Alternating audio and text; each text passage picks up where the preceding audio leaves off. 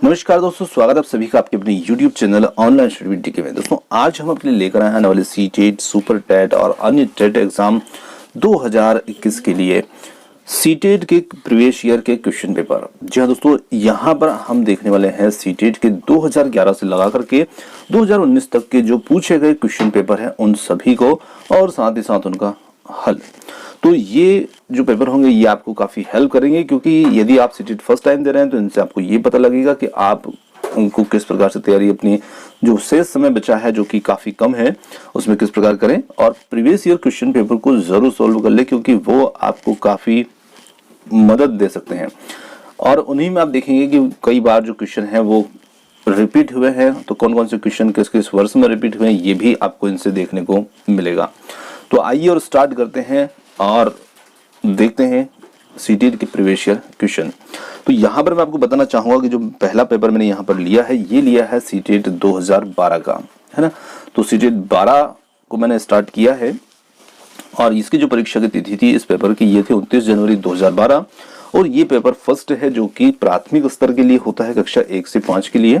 और आपको यदि पेपर सेकंड की आवश्यकता है तो आप कमेंट्स जरूर करें, वो भी हम आपको उपलब्ध करवा देंगे।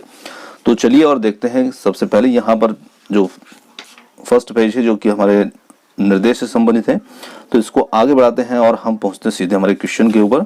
और यहाँ पर 5 भाग आपको देखने को मिलेंगे जो कि बाल विकास, गणित, पर्यावरण और भाषा के रूप में हिंदी, अंग्रेजी, संस्कृत और इसी प्रकार से द्वितीय भाषा के लिए। तो चलिए पहला पार्ट हमारा यहाँ पर आता है बाल विकास एवं शिक्षा शास्त्र का। तो बाल विकास शिक्षा शास्त्र के 30 प्रश्न को हल करते हैं। अब क्वेश्चन जो है हिंदी इंग्लिश दोनों में है, तो मैं यहाँ पर हिंदी के क्वेश्चनों को सिलेक्ट कर रहा हूँ। चलिए देखिए, फर्स्ट क्वेश्चन है यहाँ पर, जब बच्चा फेल होता है तो इसका तात्पर्य है कि। अब देखिए, यदि मैं क्वेश्चन में चारों विकल्पों को पढ़ूंगा तो उससे आपका भी टाइम और मेरा दोनों का ही टाइम जो है वो ज्यादा व्यतीत होगा। तो मैं यहाँ पर कम समय में पूरे क्वेश्चन को हल करने की कोशिश करूंगा, तो इसलिए मैं सिर्फ क्वेश्चन पढ़ूंगा और उसका आपका सही उत्तर बताने की कोशिश करूंगा, ताकि कम समय में हम ज्यादा क्वेश्चन को देख पाए।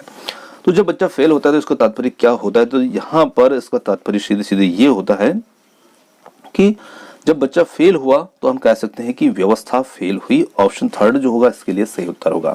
अब देखिए, व्यवस्था जो है ये किस प्रकार से फेल हुई, तो यदि कोई बच्चा जो है किसी प्रकार से यदि किसी दोष से पीड़ित नहीं है, किसी प्रकार के कोई मानसिक रोगों से पीड़ित नहीं है, सामान्य छात्र था और यदि वो परीक्षा में फेल हुआ तो इसका तात्पर्य है कि शिक्षण व्यवस्था जो थी वो फेल हो चुकी है। तो ऑप्शन थर्ड इसके लिए सही उत्तर होगा। अगला क्वेश्चन है हमारा, शिक्षण से अधिगम पर बल देने वाला परिवर्तन हो सकता है, तो कौन सा यहाँ पर परिवर्तन हो सकता है। 4 विकल्पों को आप देख सकते हैं। तो इसके लिए होगा बाल केंद्रित शिक्षा पद्धति को अपना करके, क्योंकि देखिए रटने आदि को तो प्रोत्साहित हम कर नहीं सकते हैं, परीक्षा परिणाम पर केंद्रित नहीं हो सकते हैं और अग्र शिक्षण की तकनीक अपना कर भी नहीं हो सकते हैं। हम हो सकते हैं बाल केंद्रित शिक्षा पद्धति को अपना करके। तो ये ऑप्शन फर्स्ट इसके लिए सही उत्तर होगा।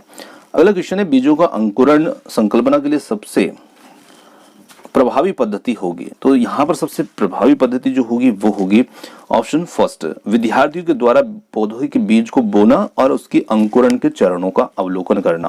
क्योंकि हम बीजों के अंकुरण की जो संकल्पना है उसको सबसे अच्छे प्रभावी तरीके से बच्चों को समझाना चाहते हैं, तो उसके लिए ये सभी ऑप्शन फर्स्ट जो होगा ये सभी काम हम बोने और उसके अवलोकन और अंकुरण के चरणों का अवलोकन कराना ये सभी करवा सकते हैं। ऑप्शन फर्स्ट इसके लिए उत्तर होगा। अगला क्वेश्चन है, समावेशी शिक्षा। समावेशी शिक्षा जो होती है वो क्या करती है। तो देखिए, समावेशी शिक्षा का मतलब आप समझ आइएगा कि जो विशेष या सामान्य जो बच्चे होते हैं उनको एक साथ समान शिक्षा प्राप्ति के अवसर मिले, इसी को हम कहते हैं समावेशी शिक्षा, है ना। तो यहाँ पर सामान्य बच्चे के साथ साथ जैसे कुछ बच्चे दिव्यांग छात्र छात्र होते हैं तो उनको एक समान शिक्षा प्राप्ति होना चाहिए, इसी को हम कहते हैं समावेशी शिक्षा। तो इसके लिए यहाँ पर कक्षा में विविधता का उत्सव मनाती है। ऑप्शन फर्स्ट होगा यहाँ पर उत्तर।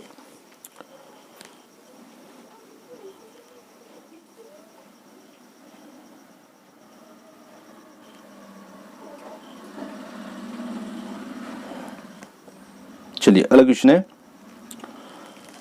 निम्नलिखित में से कौन सा यहाँ पर वस्तुनिष्ठ प्रश्नों की श्रेणी में आता है, या कौन सा वस्तुनिष्ठ प्रश्न है। लघुत्तरात्मक प्रश्न, मुक्त उत्तर वाला प्रश्न, या सत्य असत्य, या फिर हम कह सकते हैं निबंधात्मक प्रश्न। तो देखिए जो सत्य असत्य होते हैं ऑप्शन थर्ड ये हमारा इसमें उत्तर होगा, क्योंकि सत्य असत्य जो है ये एक वस्तुनिष्ठ प्रश्न की श्रेणी के अंतर्गत ही आते हैं। इनका उत्तर जो एक शब्द, एक वाक्य आदि के रूप में हो सकता है या सही गलत के रूप में भी हो सकता है। चलिए अगला क्वेश्चन है, निम्नलिखित में से कौन सी प्रगतिशील शिक्षा की विशेषता है? यहाँ पर प्रगतिशील शिक्षा जो है उसकी विशेषता को पहचानना है। तो देखिए यहाँ पर इसके लिए जो उत्तर होगा वो होगा समय सारणी में और बैठने की जो व्यवस्था है उसमें लचीलापन। क्योंकि विषय वस्तु को समय सारणी के अनुसार बच्चों को पढ़ाने में लचीलापन और छात्रों के बैठने की व्यवस्था में लचीलापन लाना ही इसकी विशेषता है। अगले क्वेश्चन की बात करते हैं। एक शिक्षक जो है प्रश्न पत्र बनाने के बाद ये जांच करता है कि क्या प्रश्न परीक्षण के विशिष्ट उद्देश्यों की परीक्षा ले रहे हैं, वह मुख्य रूप से प्रश्न पत्र की या के बारे में चिंतित है। तो यहाँ पर उसकी प्रश्नों के प्रकार, विश्वसनीयता या वैधता या संपूर्ण विषय वस्तु को शामिल करने। तो यहाँ पर जो शिक्षक है वो चिंतित है संपूर्ण विषय वस्तु को शामिल करने में, क्योंकि शिक्षक को संपूर्ण विषय वस्तु को शामिल करना है यहाँ पर, इसीलिए शिक्षक चिंतित है। अगले क्वेश्चन की बात करते हैं। विवेचनात्मक शिक्षा शास्त्र का यह दृढ़ विश्वास है कि, चार विकल्पों को देख सकते हैं और इसके लिए उत्तर हो जाता है यहाँ पर शिक्षार्थी के अनुभव और प्रत्यक्षण महत्वपूर्ण होते हैं। ऑप्शन थर्ड होगा यहाँ पर उत्तर, क्योंकि विवेचनात्मक शिक्षा शास्त्र का मानना ये होता है कि कोई छात्र जो होता है कोई भी कार्य या विषय को सीखने के लिए स्वयं क्रियाकलाप करे, चिंतन करे, तर्क करे और अपने अनुभवों को इस प्रकार से संगठित और समंजस करे ताकि सीखने में वो प्रत्यक्ष लाभ उसको हो सके। अगले क्वेश्चन की बात करते हैं। विद्यालय आधारित आकलन मुख्य रूप से किस सिद्धांत पर आधारित होता है? बाह्य परीक्षकों की अपेक्षा शिक्षक अपने शिक्षार्थियों की क्षमताओं को बेहतर जानते हैं। तो देखिए ये बिल्कुल सही बात है, पहला ही यहाँ पर हमारा उत्तर हो जाता है। बाह्य परीक्षक की अपेक्षा जो शिक्षक होते हैं विद्यालय के, वो अपने विद्यार्थी की कमजोरी, उनकी विशेषताओं को बहुत अच्छी तरह से समझते हैं और जानते हैं। तो ऑप्शन फर्स्ट ही हमारा यहाँ पर उत्तर हो जाता है। अगला क्वेश्चन है। शिक्षार्थी व्यक्तित्व भिन्नता प्रदर्शित करते हैं, अतः शिक्षक को, अब यहाँ पर शिक्षक को क्या करना चाहिए? तो देखिए शिक्षार्थी व्यक्तित्व भिन्नता प्रदर्शित करते हैं, अतः शिक्षक को सीखने के विविध अनुभवों को उपलब्ध कराना चाहिए। ऑप्शन ए होगा इसके लिए उत्तर। अगला क्वेश्चन है। निम्नलिखित में से कौन सा विकास का सिद्धांत है? चार विकल्पों को देख सकते हैं। तो देखिए सभी की विकास दर समान नहीं होती, विकास हमेशा रेखीय होता है, यह निरंतर चलने वाली प्रक्रिया नहीं है, विकास की सभी प्रक्रिया अंतर संबंधित नहीं है। तो ये तीन विकल्प जो है 2, 3, 4 ये तो सही नहीं है। यहाँ पर ऑप्शन फर्स्ट जो है सभी की विकास दर जो होती है वो समान नहीं होती है, ये सही है, क्योंकि विकास की जो प्रक्रिया होती है वो निरंतर रूप से चलती रहती है, कभी तीव्र तो कभी मंद हो सकती है। जैसे हमारे शरीर के कुछ भाग होते हैं उनका कुछ विकास तीव्र गति से, कुछ का मंद गति से होता है। तो ऑप्शन फर्स्ट होगा इसके लिए उत्तर। मानव विकास को क्षेत्रों में विभाजित किया जाता है और वो क्षेत्र यहाँ पर है। तो क्षेत्र कौन कौन से हैं उन्हें हमें पहचानना है इसमें। तो यहाँ पर जो क्षेत्र होंगे वो होंगे मनोवैज्ञानिक, संज्ञानात्मक, संवेगात्मक और शारीरिक। इन क्षेत्रों में मानव विकास के क्षेत्रों को यहाँ पर विभाजित किया गया है। अगले क्वेश्चन की बात करते हैं। एक शिक्षिका पाठ्य वस्तु और फल सब्जियों के कुछ चित्रों का प्रयोग करती है और अपने विद्यार्थियों से चर्चा करती है।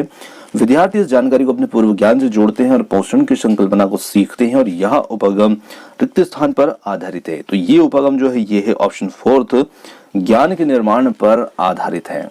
तो ऑप्शन फोर्थ इसके लिए यहाँ पर उत्तर हो जाता है। चलिए अगला क्वेश्चन है। जब बच्चे को दादी उसे उसकी माँ की गोद से लेती है तो बच्चा रोने लगता है और बच्चा यहाँ पर रक्त स्थान के कारण जो है वो रोने लगता है। सामाजिक दुश्चिंता, संवेगात्मक दुश्चिंता, अजनबी दुश्चिंता या फिर वियोग दुश्चिंता। तो यहाँ पर हम कह सकते हैं कि संवेगात्मक दुश्चिंता ऑप्शन सेकेंड होगा उत्तर, क्योंकि जब बच्चे को उसकी माँ से अलग किया जाता है तो उसमें मोहवश संवेगात्मक दुश्चिंता उत्पन्न होती है, जिसके कारण बच्चा जो है ये रोने लगता है। अगले क्वेश्चन की बात करते हैं। शिक्षा के संदर्भ में समाजीकरण से तात्पर्य क्या है?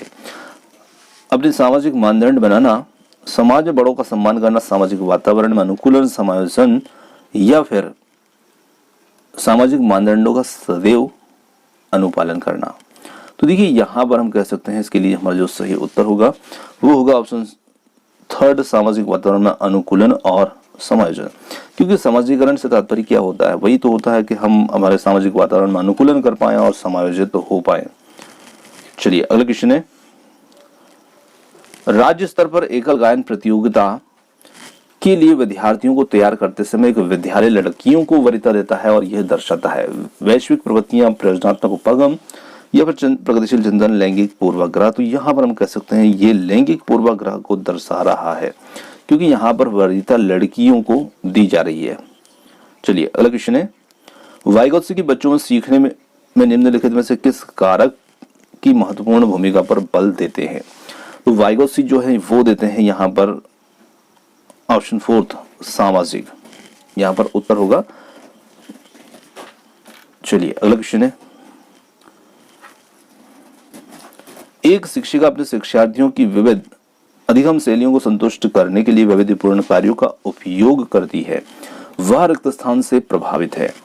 तो वो किससे यहाँ पर प्रभावित है, तो वो प्रभावित होती है गार्डनर के बहुबुद्धि सिद्धांत से, क्योंकि देखिए वो विविधपूर्ण कार्यों का उपयोग करती है अपने बच्चों की अधिगम शैलियों को संतुष्ट करने के लिए, और गार्डनर का जो बहुबुद्धि सिद्धांत है वो भी इसी प्रकार का है। तो यहाँ पर ऑप्शन सेकंड होगा उत्तर। अगला क्वेश्चन है, एक शिक्षिका अपने आप से कभी भी प्रश्नों के उत्तर नहीं देती है, वह अपने विद्यार्थियों को उत्तर देने के लिए समूह चर्चाएं, सहयोगात्मक अधिगम अपनाने के लिए प्रोत्साहित करती है और यह उपगम रिक्त स्थान के सिद्धांत पर आधारित है। तो हमें इसमें बताना है कि किस सिद्धांत पर यह आधारित है। तो देखिए ये आधारित है सक्रिय भागीदारिता पर, क्योंकि देखिए क्वेश्चन क्या बोल रहा है कि विद्यार्थियों को चर्चा में शामिल किया जाए, समूह चर्चा, सहयोगात्मक अधिगम, तो यहाँ पर सभी सक्रिय रूप से भागीदार रहें इसके लिए सक्रिय भागीदारिता। चलिए अगला क्वेश्चन है, निम्नलिखित में से कौन सा शिक्षक से संबंधित अधिगम को प्रभावित करने वाला कारक होगा। तो देखिए यहाँ पर जो कारक होगा वो होगा विषय वस्तु में प्रवीणता, क्योंकि शिक्षक से संबंधित जो कारक है विषय वस्तु में शिक्षक को प्रवीणता होना निश्चित है, तभी वो अपने शिक्षण को अधिक प्रभावी बना सकता है। चलिए अगला क्वेश्चन है, कॉलबर्ग के अनुसार शिक्षक बच्चों में नैतिक मूल्यों का विकास कर सकता है। तो शिक्षक बच्चों में नैतिक मूल्यों का विकास कब कर सकता है। अब 4 विकल्प आपके सामने हैं, आप भी अपना उत्तर जरूर दें। तो यहाँ पर शिक्षक नैतिक मूल्यों का विकास कर सकता है उन्हें नैतिक मुद्दों पर आधारित चर्चाओं में शामिल करके। चलिए अगला क्वेश्चन है, छोटे विद्यार्थियों को कक्षा में समवयस्कों के साथ अंतःक्रिया करने के लिए प्रोत्साहित करना चाहिए। अब क्यों करना चाहिए, तो यहाँ पर कारण होगा ऑप्शन 3, वे पढ़ने के दौरान सामाजिक कौशलों को सीख सके, क्योंकि समवयस्कों के साथ अंतःक्रिया करेंगे और हम उनको प्रोत्साहित करेंगे तो वे सामाजिक कौशल को सीख सकेंगे। चलिए अगला क्वेश्चन है, हमारा यहाँ पर, जब एक निरयोग्य बच्चा पहली बार विद्यालय आता है तो शिक्षक को क्या करना चाहिए। 4 विकल्प हैं आपके सामने, तो यहाँ पर हमारा जो सही उत्तर होगा वो होगा ऑप्शन 3, सहकारी योजना विकसित करने के लिए बच्चे के माता पिता के साथ में चर्चा करनी चाहिए। तो ऑप्शन 3 होगा इसके लिए सही उत्तर। अगला क्वेश्चन है, पियाजे के संज्ञानात्मक विकास के चरणों के अनुसार इंद्रिय गामक जो संवेदी प्रेरक अवस्था होती है किसके साथ संबंधित है। तो देखिए यहाँ पर ये संबंधित होती है अनुकरण, स्मृति और मानसिक निरूपण के साथ में। ऑप्शन 1 होगा यहाँ पर इसका हमारा सही उत्तर। चलिए अगला क्वेश्चन है, अगला क्वेश्चन हमारा है, मानव व्यक्तित्व परिणाम होता है या है। तो देखिए पालन पोषण शिक्षा का, आनुवंशिकता वातावरण की अंतर्क्रिया का। तो यहाँ पर ये प्रश्न आपने कई बार देखा है कि बहुत बार रिपीट हुआ क्वेश्चन है ना। तो मानव व्यक्तित्व जो होता है वो आनुवंशिकता और वातावरण की अंतर्क्रिया का परिणाम होता है।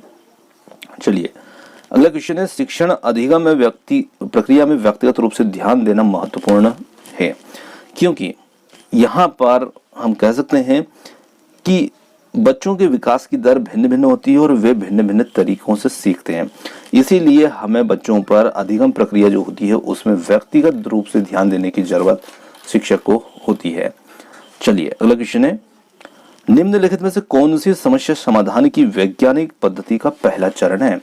तो यहाँ पर जो वैज्ञानिक पद्धति है समस्या समाधान की, उसका पहला चरण यहाँ पर होता है कि हम समस्या के प्रति जागरूक तो हों। तो पहले चरण के रूप में समस्या के प्रति जागरूकता ही होना जरूरी है। ऑप्शन सेकेंड होगा इसका उत्तर। अगला क्वेश्चन है, निम्नलिखित में से कौन सा सीखने का क्षेत्र है, अनुभविक, भावात्मक, आध्यात्मिक या फिर व्यावसायिक। तो देखिए यहां पर सीखने का क्षेत्र होगा भावात्मक, ऑप्शन सेकेंड। अब देखिए भावात्मक का मतलब क्या होता है, तो मनोवृत्ति, वस्तु के प्रति व्यक्ति में उत्पन्न सकारात्मक भाव यानी कि सुखद भाव जो अधिगम को भी सुगम बनाए, ऐसे भाव जो होते हैं उन्हें हम भावात्मक यहाँ पर अधिगम हमने कहा है। अगला क्वेश्चन है, जब बच्चा कार्य करते हुए ऊबने लगता है तो यह इस बात का संकेत है। अब देखिए बच्चा जो है वो कार्य करते हुए ऊबने लगे तो ये इस बात का संकेत है कि यहाँ पर संभवतः कार्य यांत्रिक रूप से बार बार हो रहा है ना। तो यहाँ पर बच्चे की क्या है, रुचि उस काम में खत्म हो जाती है और ऊबने लगता है, और इसका मतलब होता है कि यहाँ पर यांत्रिक कार्य हो रहा है, जैसे मशीन के रूप में कार्य हो रहा है। चलिए अगला क्वेश्चन है, प्राय शिक्षार्थियों की त्रुटियां रक्तस्थान की ओर संकेत करती है। तो यहाँ पर प्राय विद्यार्थियों की या शिक्षार्थियों की त्रुटियां किस ओर संकेत करती है,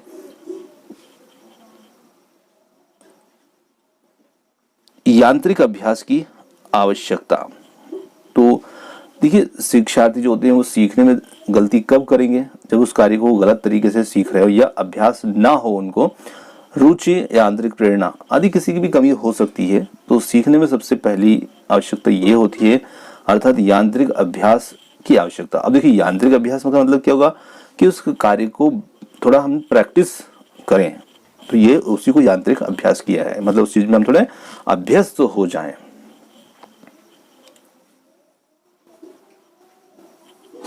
चलिए आगे बढ़ते हैं हमारे अगले पार्ट की और अगला पार्ट यहाँ पर है हमारा गणित से संबंधित। चलिए इसको थोड़ा सा छोटा करते हैं। चलिए पेज थोड़ा सा ऐसा है, थोड़ा सा इसको पार्ट जो है वो थोड़ा सा नहीं आ पा रहा है, तो मैं आपको बोल दूंगा, कोई बात नहीं। कक्षा 5 के विद्यार्थियों को समतल आकृतियों के क्षेत्रफल की संकल्पना से किसके द्वारा परिचित कराया जा सकता है। गणित पेडागोजी की क्वेश्चन है। तो यहाँ पर देखिए हम समतल आकृतियों के क्षेत्रफल की संकल्पना विद्यार्थियों को परिचित करवाना चाह रहे हैं। तो यहाँ पर हम ले सकते हैं जैसे हथेली, पत्ते, पेंसिल आदि की सहायता से किसी भी आकृति के क्षेत्रफल को मापना आदि हम परिचित करा सकते हैं। ऑप्शन 4 तो इसके लिए सही उत्तर होगा। अगला क्वेश्चन है हमारा, गणित में गणना करने से संबंधित गणना संबंधी कौशलों को किसके द्वारा बढ़ाया जा सकता है। तो हम यहाँ पर किसके माध्यम से बढ़ा सकते हैं, तो यहाँ पर ऑप्शन फर्स्ट होगा। कक्षा में अभ्यास हेतु क्रियाशील गतिविधियों का आयोजन करके हम गणना करने संबंधी कौशलों को बढ़ा सकते हैं, ऑप्शन फर्स्ट। अगला हमारा क्वेश्चन है यहाँ पर, कक्षा 3 या 3 के विद्यार्थियों की लंबाई की विभिन्न इकाइयों को पढ़ाने के लिए शिक्षक निम्नलिखित सामग्री कक्षा में ले जाएंगे। तो ले जाएगा लिखा है पर मैं ले जाएंगे बोल रहा हूँ, है ना। तो देखिए यहाँ पर होगा ऑप्शन फर्स्ट, क्योंकि यहाँ पर लंबाई की विभिन्न इकाइयों के बारे में शिक्षक को पढ़ाना है। तो शिक्षक यहाँ पर विभिन्न लंबाई इकाई वाले, जैसे रूलर, जिसे हम फुट्टा भी कहते हैं, नापने वाली छड़, नापने वाली पट्टी जो वस्तु का द्वारा प्रयोग में लाई जाती है। चलिए अगला है,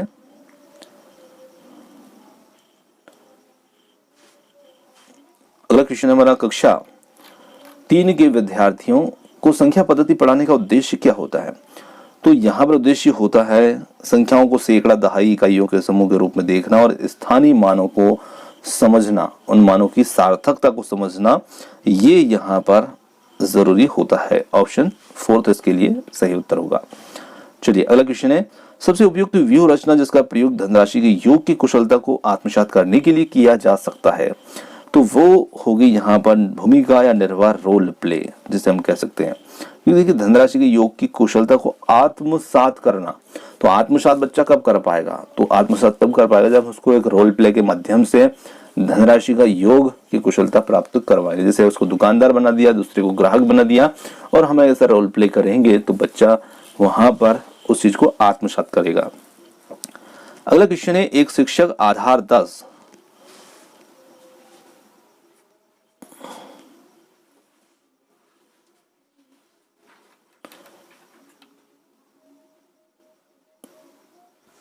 यहां पर एक शिक्षक आधार 10 और स्थानीय मान की संकल्पना का विकास करते समय कक्षा में निम्नलिखित पहेली का प्रयोग करता है कि मैं 8 दहाइयों और 4 इकाइयों से कम हूं, इस गतिविधि का उद्देश्य क्या है। तो देखिए इस गतिविधि का उद्देश्य जो है वो है ऑप्शन फर्स्ट है, आधार 10 और स्थानीय मान की संकल्पना को दृढ़ करना, बच्चे को थोड़ा सा उसकी जो संकल्पना है उसको मजबूत करना शिक्षक का यहाँ पर उद्देश्य है। अगला क्वेश्चन है,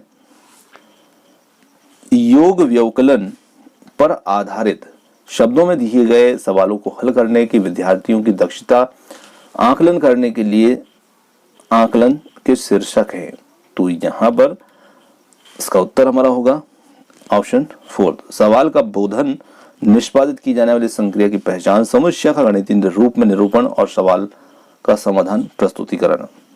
ऑप्शन फोर्थ। अब देखिए इसमें गणित के कुछ क्वेश्चन भी हैं, तो क्वेश्चन को यदि मैं सॉल्व करके दिखाऊंगा तो थोड़ा सा वीडियो लंबा होगा और वो आपके लिए थोड़ा सा उबाऊ हो सकता है।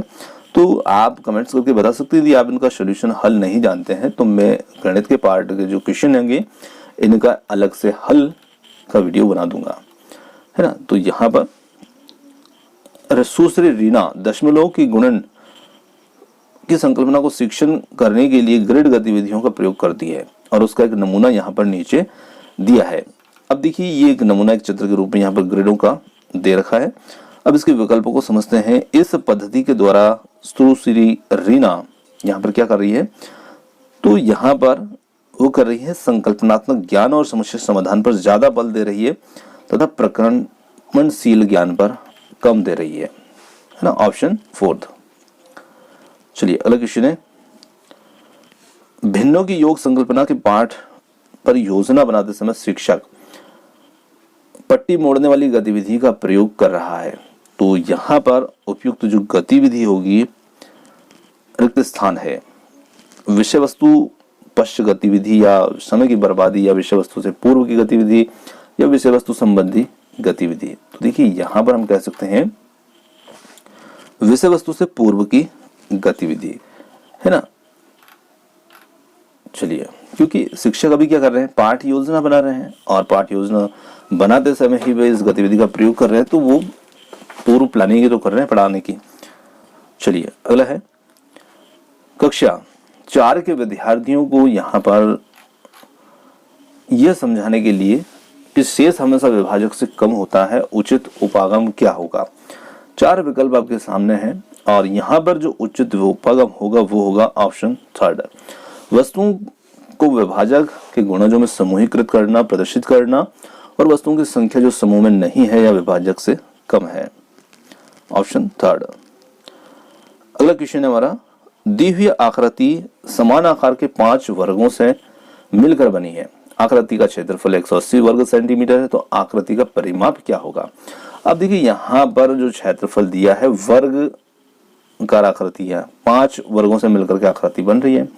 तो देखिए 5 वर्ग हैं और इस पूरी इस जो चित्र है आकृति का, इसका जो क्षेत्रफल है वो कितना है 180 है। तो 180 में हम 5 वर्गों का भाग दे देंगे तो एक वर्ग का क्षेत्रफल हमें मिल जाता है 36।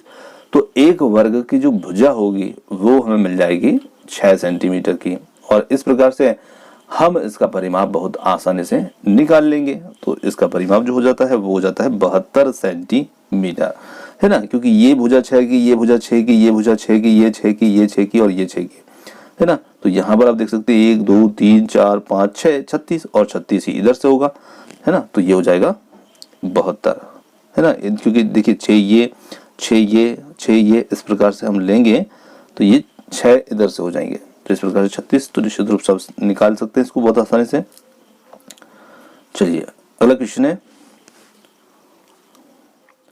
भिन्नों का योग पढ़ाते समय श्री सिंह के द्वारा यह देखा गया कि निम्नलिखित प्रकार की त्रुटि बहुत आम है। अब ये त्रुटि क्या है, देखिए यहाँ पर 2 भिन्नों का योग किया जा रहा है, 2/3 + 2/5 = 4/10। तो श्री सिंह को ये निम्नलिखित उपचारात्मक कार्य करना चाहिए। अब उनको क्या उपचारात्मक कार्य यहाँ पर करना चाहिए, चारों विकल्प को हम सामने कर लेते हैं।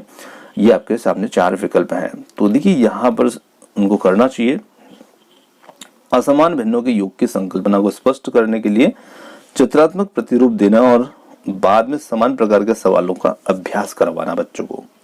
Option first.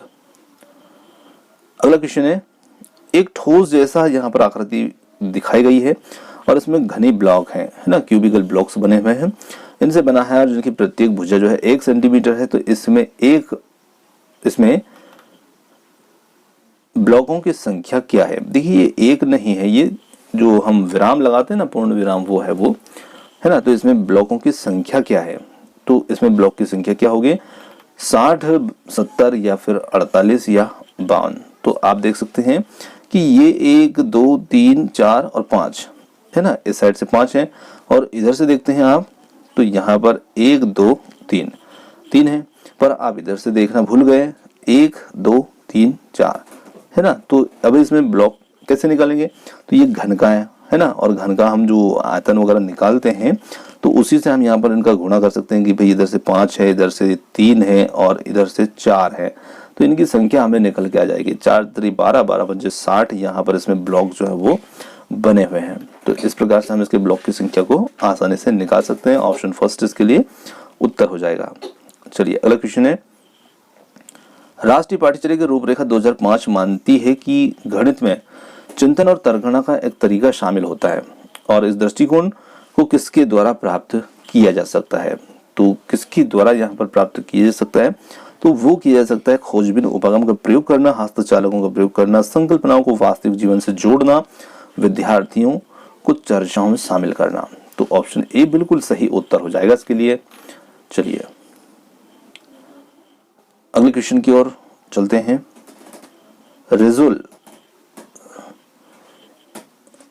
रेजुल एक गति संवेदी शिक्षार्थी है और उसकी शिक्षिका सुश्री नेहा उसकी अधिगम शैली को समझती है। उसकी गुणन की संकल्पना को स्पष्ट करने के लिए उन्हें निम्नलिखित में से किस व्यू रचना का चयन करना चाहिए?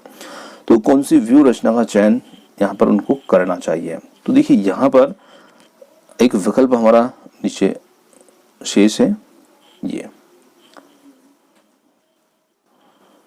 आड़ी, क्योंकि गुणन की संकल्पना को स्पष्ट करना है। देखिए आड़ी तिरछी रेखाओं और प्रतिच्छेदन बिंदुओं को गिनना।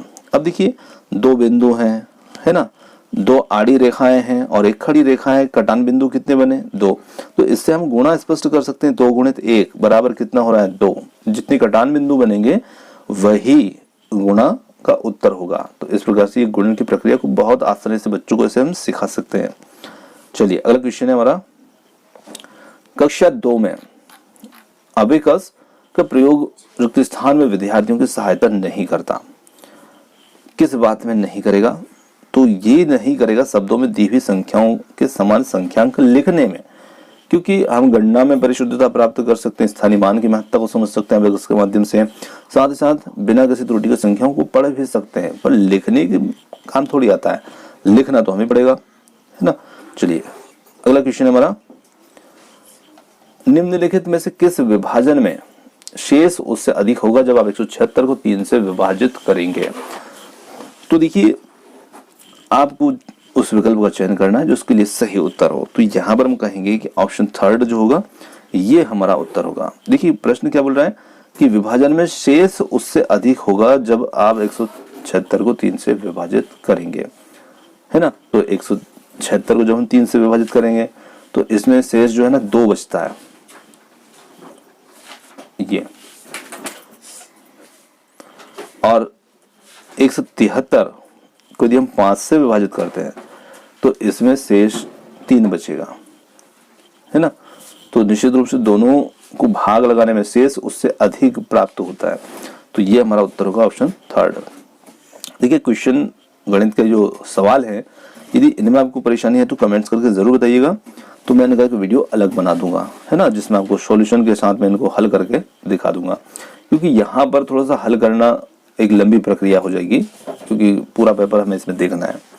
अगला क्वेश्चन है 500 सेंटीमीटर 50 मीटर और 5 किलोमीटर बराबर कितना हो जाएगा? तो देखिए किलोमीटर भी है मीटर भी है, तो 5 किलोमीटर 50 मीटर 500 सेंटीमीटर, तो यहाँ पर हम कह सकते हैं कि 5055। ऑप्शन सेकंड हो जाएगा इसके लिए सही उत्तर। चलिए अगला क्वेश्चन है, पैटर्न की पहचान करना और उन्हें पूरा करना प्राथमिक स्तर पर गणित की पाठ्यचर्या का एक अनिवार्य हिस्सा है, क्योंकि ये शिक्षार्थियों में सृजनात्मकता को बढ़ावा देता है और संख्याओं और संक्रियाओं की विशेषता को समझने में सहायता भी करता है। चलिए अगला क्वेश्चन है 63,606 में 6 के स्थानीय मानों का योगफल कितना है। तो देखिए 3 जगह पर 6 6 6 आ रहा है, तो एक 6 का मान इसमें हो जाता है 6,000, है ना, सॉरी 6,000 नहीं 60,000, ये 60,000। फिर एक का मान इसके अंदर है 600 और एक 6 का मान है इसमें केवल 6।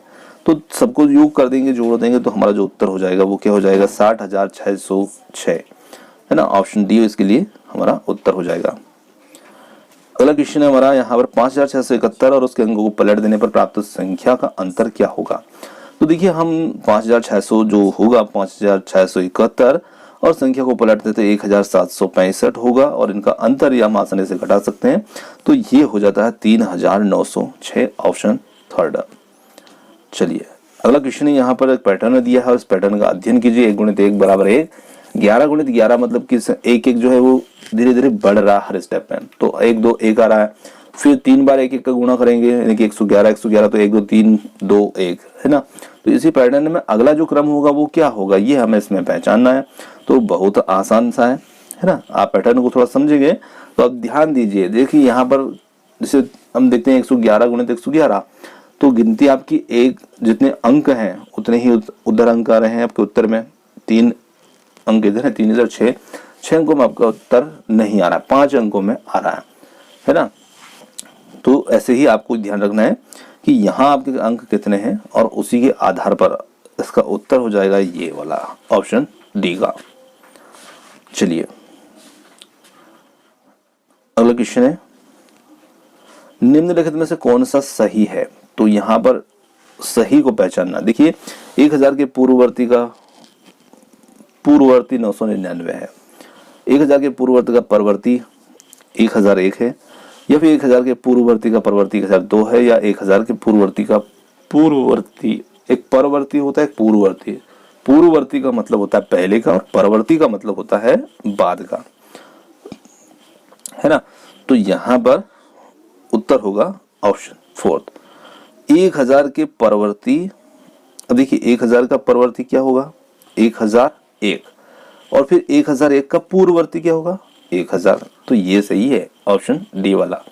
ध्यान रखिएगा उसमें परवर्ती का पूर्ववर्ती, तो मतलब कि 1000 का परवर्ती तो क्या हुआ 1001, पर 1001 का पूर्ववर्ती क्या हुआ, क्योंकि फिर से पूर्ववर्ती पूछ लिया है, तो 1000 इसका होगा। चलिए बहुत अच्छे क्वेश्चन है। अगला क्वेश्चन है हमारा, एक दुकान में 239 खिलौने, 70 खिलौने और लाए गए, उनमें से 152 खिलौने बिक गए, बचे हुए खिलौने की संख्या क्या है। तो मामूली सा जोड़ घटाव और आप आसानी से कर सकते हैं। उत्तर हो जाएगा यहाँ पर तीनों का जोड़, है ना। सॉरी जोड़ नहीं, घटाना भी है, क्योंकि इसमें से बिके भी है खिलौने, ये मैंने गलत लगा दिया था। ये 239 लाए गए, है ना, और फिर यहाँ पर 70 खिलौने और लाए गए और उनमें से इतने बिक गए 152, तो ये सेकंड वाला उत्तर होगा इसका। अगला क्वेश्चन यहाँ पर, एक पेंसिल का मूल्य 2.5 रुपए है। अमित यहाँ पर 1.5 दर्जन पेंसिल खरीदता है और दुकानदार को 100 रुपए का एक नोट देता है, उससे कितने रुपए वापस मिलेंगे। तो देखिए 1.5 दर्जन पेंसिल की जो कीमत होगी, एक पेंसिल 2.5 रुपए की, तो 18 पेंसिल कितने की होंगी 45 रुपए की। निश्चित रूप से 100 रुपए दिए हैं, 100 में से 45 माइनस कर देंगे, 55 रुपए उसको वापस दे दिए जाएंगे दुकानदार के द्वारा। चलिए अगला क्वेश्चन है, यहाँ पर गुणनफल करना है और इसमें दहाई अंक और इकाई अंकों का योगफल करना है ना।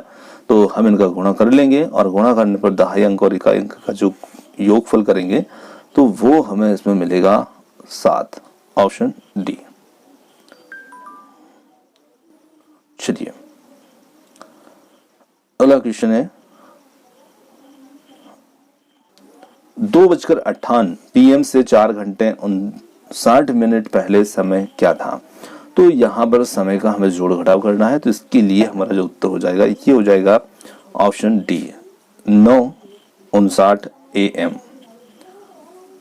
अगला क्वेश्चन है, 19,000 19 सैकड़े और 19 इकाइयां कितने बनेंगे। तो ये बनेंगे 20,919, ऑप्शन ए। जोड़ करके आप आसानी से देख सकते हैं, है ना। 19 सैकड़े का मतलब 1900 होगा।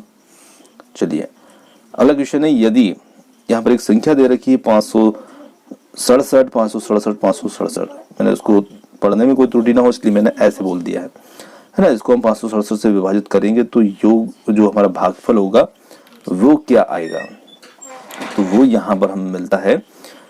देखिए संख्याएं जो है वो सभी एक जैसी हैं, तो निश्चित रूप से आप भाग लगाएंगे तो इसका जो उत्तर होगा वो निकल के आएगा ऑप्शन सेकेंड वाला ये।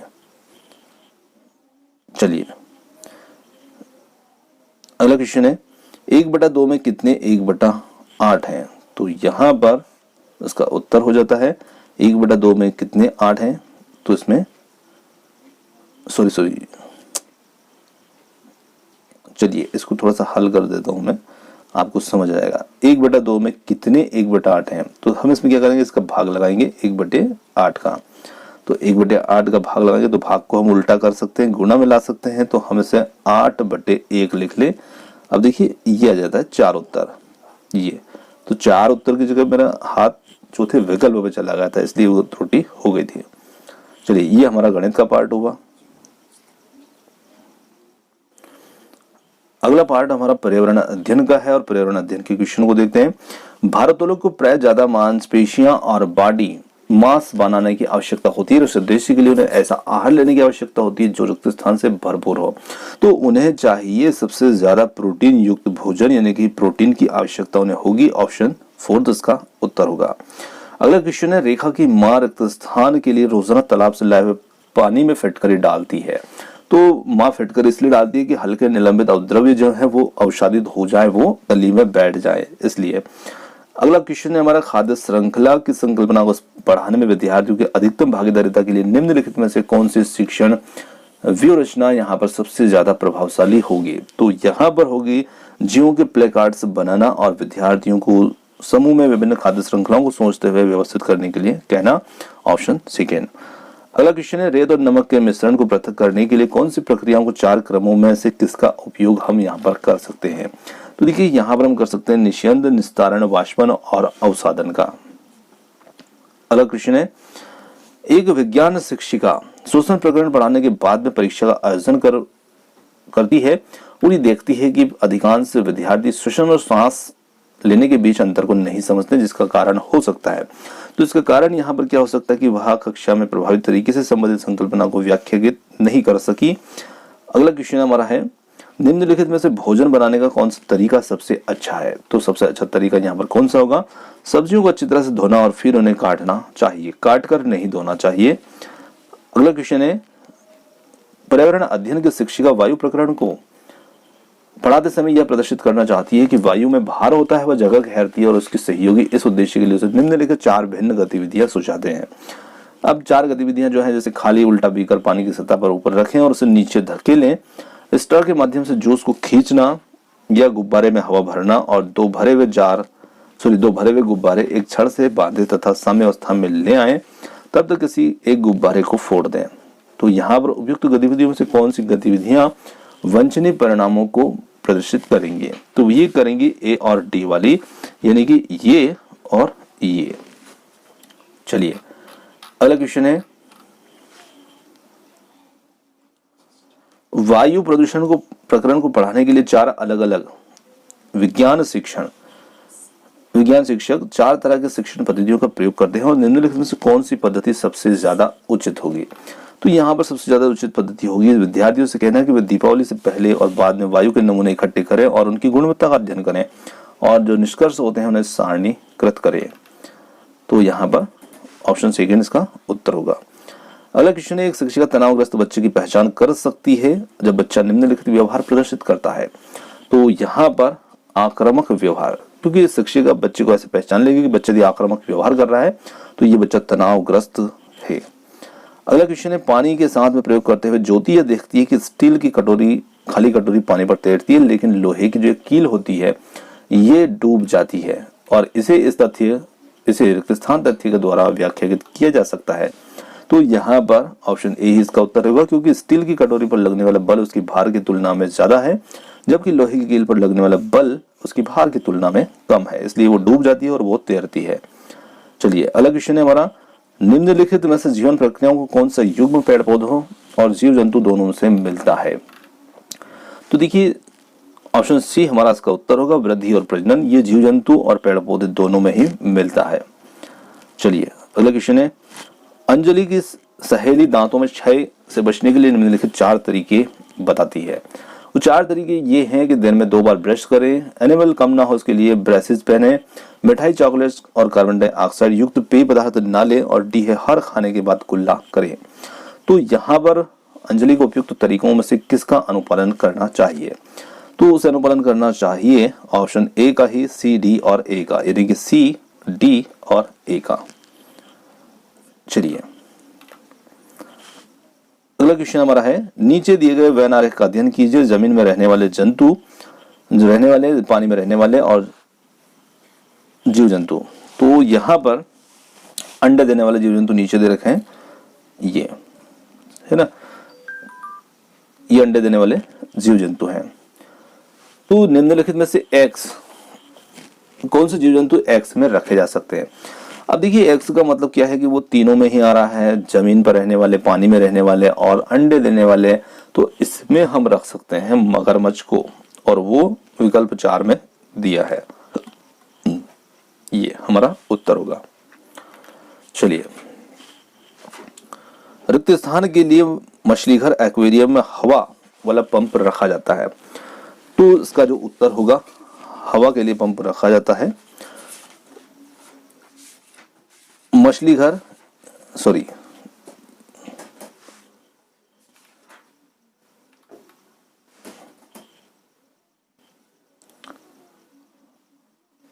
अधिक ऑक्सीजन को पानी में घुलने देने के लिए। वो थोड़ा सा दोनों नजदीक थे तो हाथ उस पर चला गया है ना। ऑप्शन सेकंड इसका उत्तर होगा, बी वाला कह सकते हैं हम इसको। मछली घर में हवा वाला पंप इसलिए रखा जाता है ताकि उसमें ऑक्सीजन घुल सके। अगला क्वेश्चन है, जब एक मछली को पहले से उबले हुए लेकिन कमरे के तापमान पर ठंडे किए गए पानी से भरे एक्वेरियम में रखा डाला जाता है तो वो मर जाती है। और ऐसा इसलिए होता है क्योंकि मछली घर या एक्वेरियम का जो पानी है वो खनिज रहित हो चुका है। ऑप्शन थर्ड इसका उत्तर होगा। चलिए अगला क्वेश्चन है, निम्नलिखित में से कौन सा चांद की सतह या विशेषताओं का के बारे में सबसे अच्छा वर्णन करता है? तो यहां पर सबसे अच्छा वर्णन करेगा पानी नहीं, गहरे गहर ऊंचे पहाड़, है ना। चांद की सतह पर क्या नहीं है? पानी नहीं है, गहरे गड्ढे हैं और ऊंचे ऊंचे पहाड़ हैं। तो यही चांद की सतह का सबसे अच्छा वर्णन करता है, पानी नहीं, गहरे गहर ऊंचे पहाड़। अगला क्वेश्चन है, आरती एक पोस्टर पर एक बीमारी की रोकथाम से संबंधित निम्नलिखित सावधानियां पड़ती है। अब अपने आसपास पानी को जमा ना होने दें, पानी के बर्तनों, कूलर, टंकियों को साफ रखें, या फिर यदि थर्ड है सी वाला, कुछ जगहों पर पानी इकट्ठा हो जाता है तो तेल का छिड़काव करें, और डी है स्वयं के बचाव के लिए जाली का प्रयोग करें। तो यहाँ पर कौन सा उत्तर होगा? पोस्टर का उद्देश्य है रक्त स्थान के फैलने के बारे में जागरूकता पैदा करना। मतलब वो ये जो कथन उसने बताए हैं या पोस्टर के रूप में ये शामिल किया है, तो किसके बारे में से जागरूकता यहाँ पर दर्शा रही है? तो वो दर्शा रही डेंगू, जापानी ज्वर, मस्तिष्क ज्वर, इनके बारे में।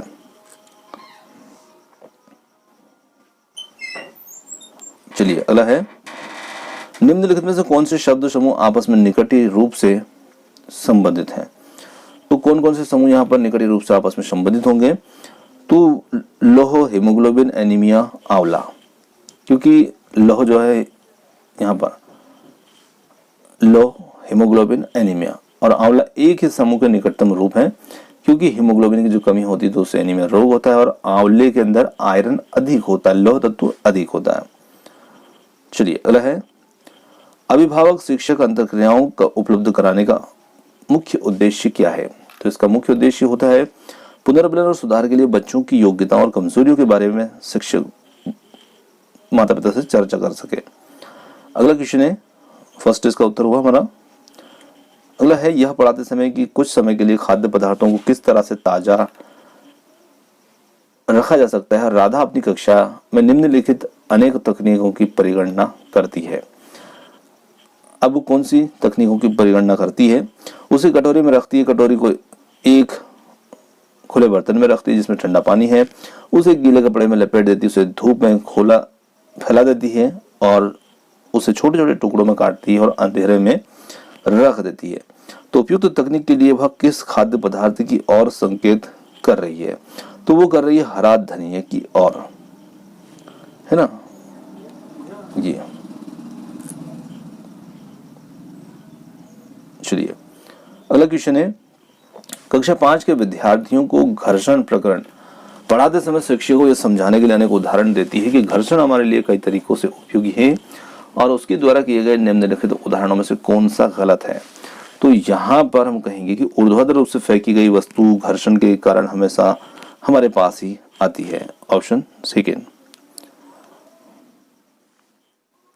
ये गलत है ना, और गलत का ही चयन हमने उसमें किया है। अगला क्वेश्चन है हमारा, सभी बड़े शहर सड़कों पर भारी संख्या में वाहनों के कारण पर्यावरण प्रदूषण की समस्या का सामना कर रहे हैं और पर्यावरण संरक्षण के लिए शहर के लोग व्यक्तिगत रूप से रिक्त स्थान के माध्यम से अपना सहयोग दे सकते हैं। तो वो सहयोग दे सकते हैं आने जाने के लिए सार्वजनिक यातायात व्यवस्था का प्रयोग करने के लिए। Option first. चलिए अगला है, कक्षा 5 का समीर अक्सर समय पर पर्यावरण अध्ययन के शिक्षक के पास दत्तकारी जमा नहीं कराता। इससे निपटने का सर्वोत्तम सुधारात्मक उपाय हो सकता है। तो इसका क्या उपाय यहां पर हो सकता है? तो देखिए, इसका जो उपाय हो सकता है वो हमारा रहेगा अनियमितता के कारणों का पता करना और समीर को परामर्श देना। Option second. चलिए अगला है, वायु हर जगह है प्रकरण को पढ़ाते समय एक शिक्षक विद्यार्थियों से निम्नलिखित प्रश्न पूछता है, क्या मृदा में वायु है, क्या पानी के अंदर वायु है, क्या हमारे शरीर में वायु है, या क्या हमारी हड्डियों में वायु है? शिक्षक विद्यार्थियों में से निम्नलिखित में से कौन सा कौशल विकसित करने का प्रयास कर रहा है? तो यहाँ पर शिक्षक जो है वो प्रयास कर रहे हैं अवलोकन कौशल को विकसित करने के। ऑप्शन थर्ड इसका उत्तर होगा। चलिए अगला क्वेश्चन है, एक कक्षा में औसत से कम 4 विद्यार्थी हैं और उन्हें अन्य विद्यार्थियों के समान लाने के लिए निम्नलिखित में से कौन सी व्यू रचना सबसे ज्यादा प्रभावी होगी? तो यहाँ पर सबसे ज्यादा व्यू रचना प्रभावित होगी उनके अधिगम और कमजोर क्षेत्रों की पहचान करना, उनके अनुसार सुधारात्मक उपाय उपलब्ध कराना। चलिए अगला क्वेश्चन है, एक संतुलित प्रश्न पत्र बनाने के लिए निम्नलिखित चरणों के क्रम में कौन सा सही तरीका है? तो यहाँ पर कौन सा एक सही तरीका है? तो यहाँ पर तरीका होगा डिजाइन तैयार करना, ब्लूप्रिंट तैयार करना, प्रश्न लिखना, उनका संपादन करना और अंक योजना लिखना। ये यहाँ पर सही तरीका होगा। अगला क्वेश्चन है, कक्षा के एक अनुभाग आ को पेट्रोलियम और कोयले के भंडारों के रिक्तीकरण और प्रकरण को पढ़ाने के लिए मल्टीमीडिया कैप्सूल का प्रयोग किया गया, जबकि अनुभाग बी को ग्रीन बोर्डों पर आरेख बनाते हुए पढ़ाया गया और बाद में ये पाया गया कि अनुभाग आ के विद्यार्थियों ने एक बेहतर सीमा तक प्रकरण को समझ लिया। ऐसा होने का जो कारण है ये क्या हो सकता है? तो देखिए, उनको तो यहाँ पर मल्टीमीडिया के माध्यम से समझाया गया, उनको ग्रीन बोर्ड पे समझाया गया, तो निश्चित रूप से इसका जो कारण होगा वो होगा कि दृश्य श्रव्य सामग्रियां बेहतर संधारण के लिए सभी इंद्रियों को शामिल करती है। तो बिल्कुल दृश्य सामग्री जो होती है हमारे लिए काफी बेहतर समझा सकती है। अगला क्वेश्चन है, कक्षा में पोषण प्रकरण का परिचय अधिक प्रभावित तरीके से देने के लिए शिक्षक को यहाँ पर क्या करना चाहिए? तो देखिए, एक शिक्षक को यहाँ पर विद्यार्थियों को अपने टिफिन बॉक्स खोलने और उनकी सामग्री को देखने के लिए कहना चाहिए और बाद में शिक्षक को व्याख्या करनी चाहिए, क्योंकि पोषण प्रकरण की हम इसमें बात कर रहे हैं। चलिए अगला है, शामिल करना, खोजबीन करना, व्याख्या देना, विस्तार देना और मूल्यांकन करना विज्ञान के प्रभावी शिक्षण से जुड़े 5 महत्वपूर्ण एज हैं। अंकुरण के लिए यहाँ पर आवश्यक स्थितियों की संकल्पना से जुड़े हुए व्यावहारिक जो अनुभव को विद्यार्थियों को उपलब्ध कराते समय एक विज्ञान शिक्षक उनसे निम्नलिखित गतिविधियां करने के लिए कहती है। चलिए अब यहाँ पर हम गतिविधियों को देखते हैं। बीजों को रात भर पानी में रखें, उन्हें सूती गीले कपड़े में रखें, 2 दिन के बाद बीजों का अवलोकन करें और आए परिवर्तनों का रिकॉर्ड करें, पुस्तक पढ़ें, दिए गए कार्यपत्र में काम करें। तो यहाँ पर विकल्प को देखते हैं इसके। यहाँ पर देखिए, explain, elaborate, explore, evaluate, engage, explore और इंगेज, इवेल्युएट। तो यहाँ पर उत्तर होगा ऑप्शन थर्ड, इंगेज, एक्सप्लोर। अगला अगला है भारत में समृद्ध वनस्पति जात और प्राणी जात, जिसे हम फ्लोरा फौना भी कहते हैं, के बारे में पढ़ाने के बाद विद्यालय के द्वारा प्राथमिक कक्षाओं को रणथंभौर राष्ट्रीय उद्यान में ले जाया जाता है। यह रिक्त स्थान में विद्यार्थियों की सहायता करेगा। तो ये सहायता करेगा कक्षीय अधिगम को वास्तविक जीवन की स्थितियों के साथ जोड़ने में। ऑप्शन फर्स्ट इसका उत्तर होगा। चलिए अब देखते हैं हम हिंदी। अगला पार्ट यहाँ पर हमारा हिंदी का, और हिंदी का क्वेश्चन देखते हैं। पहला, एक से अधिक भाषाओं का प्रयोग। तो एक से अधिक भाषाओं का प्रयोग जो होता है ये संज्ञानात्मक विकास में सहायक होता है। इसके लिए उत्तर ऑप्शन थर्ड जो होगा ये बिल्कुल सही होगा, क्योंकि जब हम एक से अधिक भाषाओं का प्रयोग करते हैं तो निश्चित ही इससे हमारे बहुमुखी व्यक्तित्व का विकास होता है, साथ साथ हमारे ज्ञान में भी अभिवृद्धि होती है। अगला क्वेश्चन है, दृष्टिबाधित बच्चों को भाषा सिखाते समय। तो देखिए, जब दृष्टिबाधित बच्चे हों तो उन्हें भाषा सिखाते समय हमें क्या करना चाहिए? तो देखिए, उन्हें हमें अधिक से अधिक मौखिक भाषा का प्रयोग करना चाहिए, क्योंकि बच्चे कैसे हैं, दृष्टिबाधित हैं, तो मौखिक भाषा का प्रयोग करना चाहिए, है ना। ऑप्शन फोर्थ यहाँ पर इसके लिए सही उत्तर होगा। अगला क्वेश्चन है, प्राथमिक स्तर पर भाषा की पाठ्य पुस्तकों में किस तरह की रचनाओं को स्थान दिया जाना चाहिए? चार विकल्प आपके सामने हैं। तो देखिए, पाठ्य पुस्तक की जब रचनाएं हो तो उन्हें ऐसी रचनाओं को स्थान देना चाहिए जो कि बच्चों के परिवेश से जुड़ी हो और उनमें भाषा की अलग अलग छटाएं हो। तो यहाँ पर उनके परिवेश से जुड़ी हुई और जिनमें भाषागत पृथक अभिव्यक्तियां भी शामिल होना चाहिए। चलिए, ऑप्शन सेकंड होगा यहाँ पर उत्तर। अगला क्वेश्चन है हमारा, निम्नलिखित में से कौन सा बच्चों की भाषिक क्षमता का आकलन का सबसे उचित तरीका है? तो बच्चों की भाषिक क्षमता का आकलन का सबसे उचित तरीका यहाँ पर जो होगा वो होगा ऑप्शन ए, फर्स्ट वाला। बादल, आसमान, चिड़िया, बच्चे आदि संज्ञा शब्दों को लिखते प्रयोग करते हुए एक कहानी लिखिए।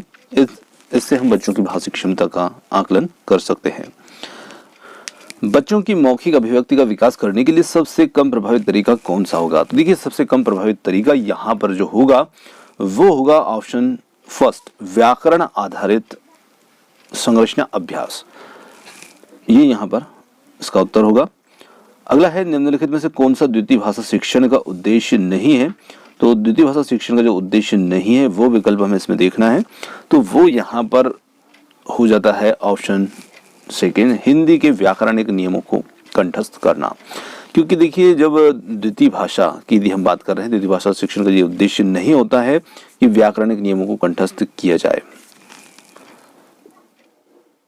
भाषा सीखने के लिए कौन सा कारक यहाँ पर सबसे महत्वपूर्ण कारक होगा? तो यहाँ पर सबसे महत्वपूर्ण कारक जो होगा वो होगा समृद्ध भाषिक वातावरण। ऑप्शन फोर्थ इसका लिए सही उत्तर होगा। अगला क्वेश्चन है, हिंदी भाषा का मूल्यांकन करते समय आप सबसे ज्यादा किसे महत्व देंगे? तो यहाँ पर सबसे ज्यादा महत्व हम देंगे सीखने की क्षमता का आकलन। ऑप्शन फर्स्ट होगा इसके लिए सही उत्तर। चलिए, अगला क्वेश्चन है, एक बहुभाषिक कक्षा में आप किसे सबसे कम महत्व देंगे? अब देखिए, यहाँ पर सबसे कम महत्व हम किसे देंगे? चलिए थोड़ा सा विकल्प को ऊपर करते हैं।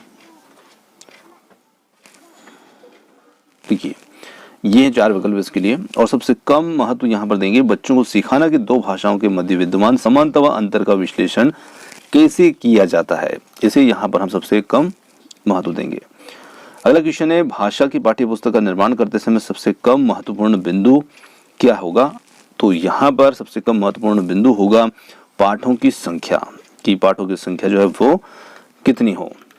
चलिए, अगला क्वेश्चन है, बहुभाषिकता जो होती है ये क्या करती है? चार विकल्प हैं। भाषा की समृद्धि को खतरे में डालती है, या फिर भाषा सीखने में बाधा उत्पन्न करेगी, या भाषा सीखने में एक महत्वपूर्ण संसाधन, या फिर एक बहुत बड़ी बाधा। तो देखिए, बहुभाषिकता जो होती है ये भाषा सीखने में एक सबसे महत्वपूर्ण संसाधन के रूप में कार्य करती है।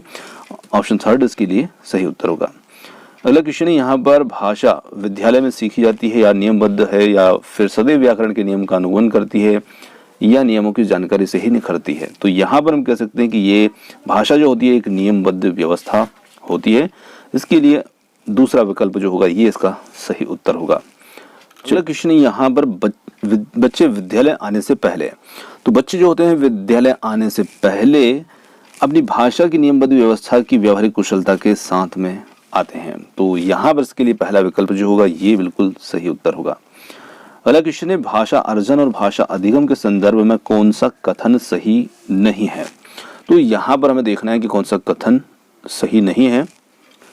तो यहाँ पर होगा, भाषा अधिगम में कभी भी अनुवाद का सहारा नहीं लिया जाता। ये कथन यहाँ पर गलत है, क्योंकि भाषा में संपूर्ण तभी आती है जब अन्य भाषाओं की शब्दावली को भी वो आत्मसात करती है, तो तभी हम अनुवाद की जरूरत हमें पड़ती है। तो यहाँ पर यह विकल्प सही नहीं है।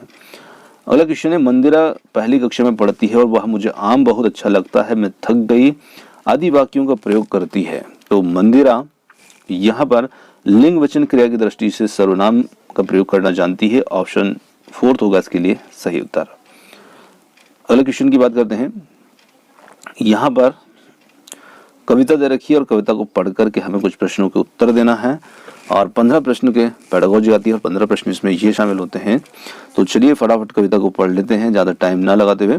हरा भरा हो जीवन अपना, स्वस्थ रहे संसार, नदियां पर्वत हवा पेड़ से आती है बाहर। बचपन कोमल तनमन लेकर आए अनुपम जीवन लेकर, जग से तुम और तुम से है ये प्यारा संसार। हरा भरा हो जीवन अपना, स्वस्थ रहे संसार। वृंद लताएं पौधे डाली, चारों ओर भरे हरियाली, मन में जगे उमंग यही सृष्टि का उपहार। हरा भरा हो जीवन अपना, स्वस्थ रहे संसार। मुश्किल से मिलता है जीवन, हम सब इसे बनाए चंदन। पर्यावरण सुरक्षित ना हो तो सब है बेकार। हरा भरा हो जीवन अपना, स्वस्थ रहे संसार। अब देखिए यहाँ पर इससे संबंधित कुछ प्रश्न है, तो इन्हीं प्रश्नों का उत्तर हमें देना है। हरा भरा जीवन का यहाँ पर अर्थ क्या है? तो हरे भरे जीवन का अर्थ यहाँ पर क्या होगा? 4 विकल्प आपके सामने हैं और कविता को भी आपने सुना है, नहीं सुना तो आप उसे वीडियो को रोक करके फिर से देख सकते हैं। तो यहाँ पर इसका अर्थ होगा खुशियों से परिपूर्ण जीवन जो होता है वही हरे भरे जीवन का अर्थ होता है। अगला क्वेश्चन है हमारा, कौन सी चीजें बाहर लेकर आती है? नदियों की आवाज, पहाड़ों की चोटियां, समस्त प्राकृतिक उपादान या पेड़ों की हवा। तो यहाँ पर जीवन में समस्त जो प्राकृतिक उपादान होते हैं वो सभी बाहर लेकर आते हैं। ऑप्शन 3 इसके लिए सही उत्तर होगा। अगला है, कवि ने सृष्टि का उपहार किसे कहा है? तो कवि ने सृष्टि का जो उपहार कहा है वो कहा है प्राकृतिक सुंदरता और उससे उत्पन्न होने वाली खुशियों को कहा है। चलिए ऑप्शन 3 इसका उत्तर होगा। और इसी में आगे हम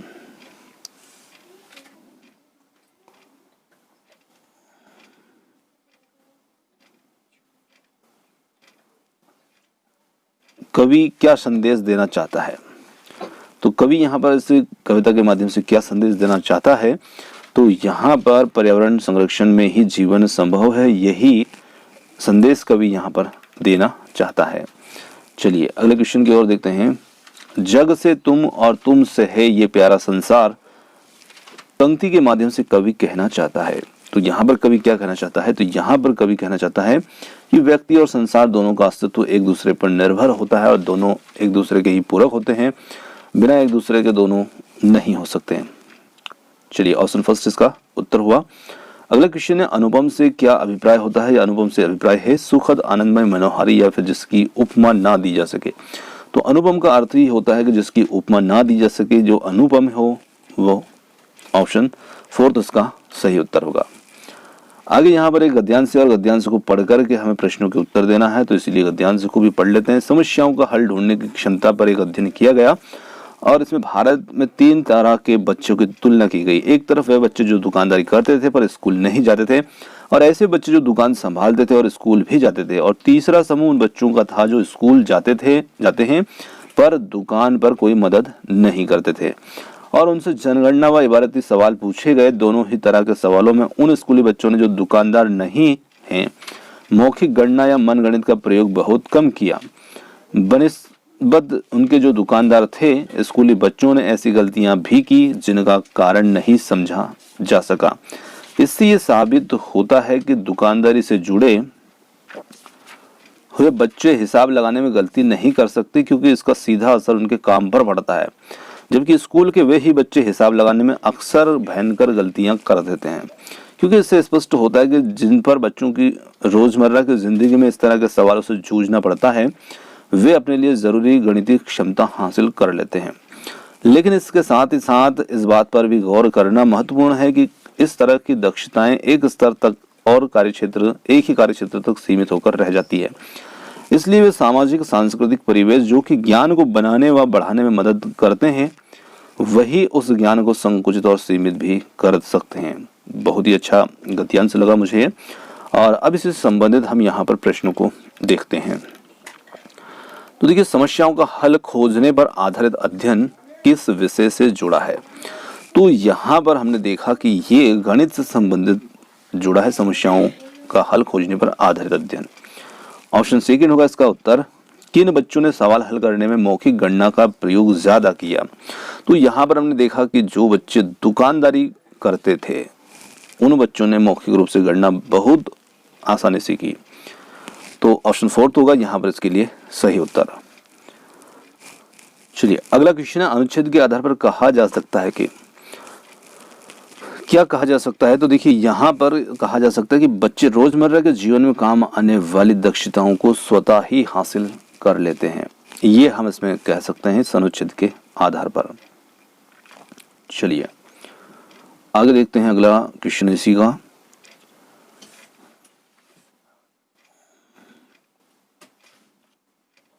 दुकानदार बच्चे हिसाब लगाने में प्रायः गलती नहीं करते। अब क्यों नहीं करते? तो यहाँ पर हमने देखा क्योंकि गलती करते हैं तो गलती का असर उनके काम पर पड़ता है। ऑप्शन सेकंड होगा इसका उत्तर। अगला है, जो दक्षताएं हमारे दैनिक जीवन में काम नहीं आती उनमें अक्सर हमारा जो प्रदर्शन होगा वो कैसा रहेगा? तो उनमें खराब अच्छा होता रहता है ना, क्योंकि वो हमारे दैनिक जीवन में उनका काम नहीं आती है, तो उन्हें हम इतना ध्यानपूर्वक नहीं सीखते हैं। ऑप्शन फर्स्ट होगा इसका उत्तर। अगला क्वेश्चन है यहाँ पर, अनुच्छेद के आधार पर बताइए कि सामाजिक व सांस्कृतिक परिवेश ज्ञान को, तो सामाजिक व सांस्कृतिक परिवेश जो होता है वो ज्ञान को बनाने में भी मदद करता है और उसे संकुचित सीमित भी कर सकता है। Option second. अगला क्वेश्चन यहाँ पर एक प्रत्यय का उदाहरण है। तो एक प्रत्यय का उदाहरण यहाँ पर कौन सा शब्द है? तो यहाँ पर हम देख सकते हैं कि सांस्कृतिक शब्द जो है ये एक प्रत्यय का यहाँ पर उदाहरण है। चलिए अगला क्वेश्चन है, इसमें मन गणित का अर्थ है और मन गणित का यहाँ पर क्या अर्थ होगा? तो मन गणित का अर्थ यहाँ पर होगा मन ही मन हिसाब लगाना, मन गणित का अर्थ है। Option fourth. अगला क्वेश्चन है, संयुक्त क्रिया का उदाहरण है। तो यहाँ पर संयुक्त क्रिया का उदाहरण कौन सा है? तो यहाँ पर होगा अध्ययन किया गया, है ना। तो यहाँ पर संयुक्त क्रिया है।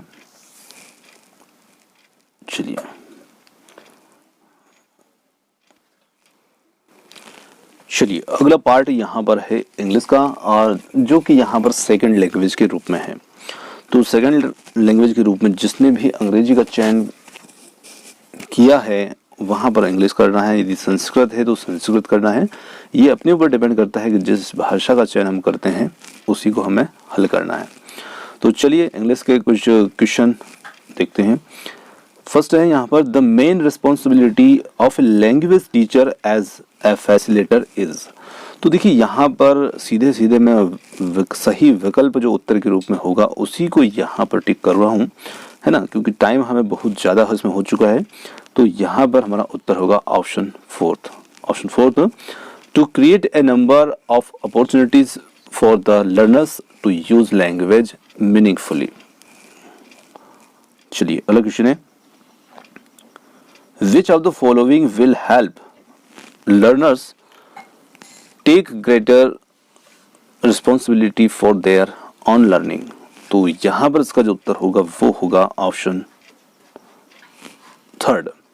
यहां पर सुमेटिव असेसमेंट, जिसे हम योगात्मक आकलन भी कहते हैं।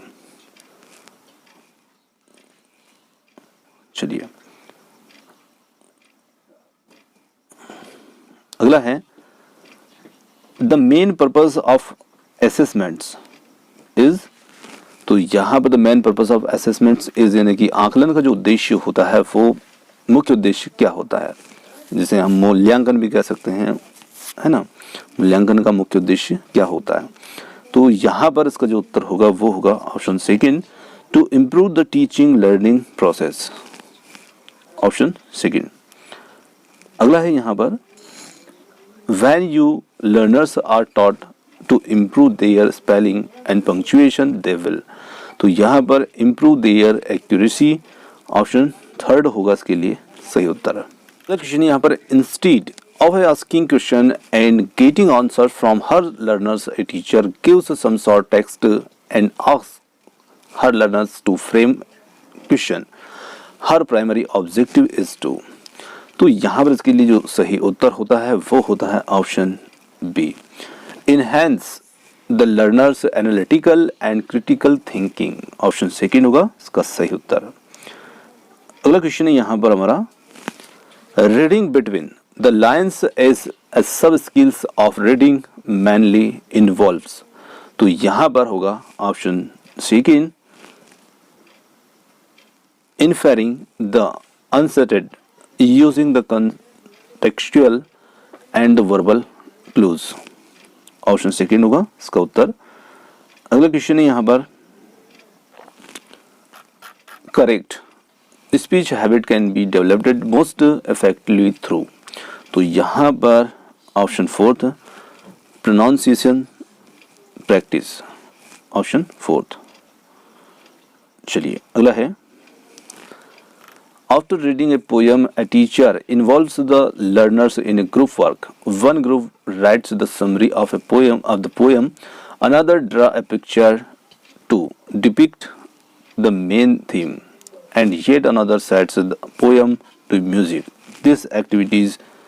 तो यहाँ पर उत्तर होगा इसके लिए option first, caters to diverse abilities and interests। Option first होगा इसका उत्तर। चलिए अगला है young learners will enjoy a play included in the textbook when they. तो यहाँ पर इसका जो उत्तर होगा वो होगा option first, enact the play. चलिए अगला है under constructive approach to language learning learners are encouraged to. तो यहाँ पर होगा इसका उत्तर option fourth, discover the rules of grammar from examples. अगला क्वेश्चन है हमारा after a story telling session the learners are asked to change the encoding of the story, this will help the learners। तो यहाँ पर option third, become imaginative and creative। Option third होगा इसका उत्तर। चलिए अगला है which young learners are asked to read a text silently they should be instructed। तो यहाँ पर उत्तर होगा इसका option first, to infer the meaning of new words from the context and read with comprehensive. Option first. अगला है the primary objective of using role play is. तो यहाँ पर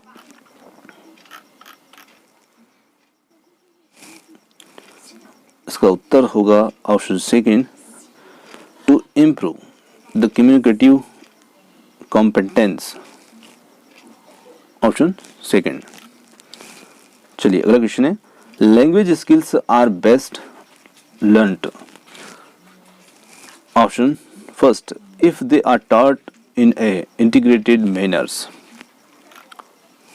चलिए अगला है